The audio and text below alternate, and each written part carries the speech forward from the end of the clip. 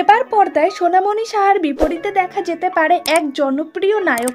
অভিনেত্রী সোনামণি সাহার নতুন ধারাবাহিক আসতে চলেছে স্টার জলসার পর্দায়। এক্কা দোক্কা ধারাবাহিকের পর সোনামণির ভক্তরা অধীর আগ্রহে অপেক্ষা করেছিলেন তার ফেরার খবর। মাঝে একবার তার ফেরার খবরের গুঞ্জন উঠেছিল, সেটি হয়নি। অবশেষে ফিরছেন অভিনেত্রী। সূত্রের খবর অনুযায়ী জনপ্রিয় প্রযোজনা সংস্থা অ্যাক্রোপোলিস তাদের নতুন ধারাবাহিক আসতে চলেছে। তাদের নতুন ধারাবাহিকের নায়িকা হিসাবে বাছাই করা হয়েছে অভিনেত্রী সোনামণিকে। তবে নায়ককে সোনামণির সাথে জুটি হিসাবে দর্শক সবসময় চেয়েছেন প্রতীক সেনকে। তাই তো দুটি ধারাবাহিকে তাদের দেখা যাবে। তবে এবার সেই জুটি ভাঙতে চলেছে, কারণ ইতিমধ্যে নতুন ধারাবাহিকে কামব্যাক করেছেন প্রতীক সেন।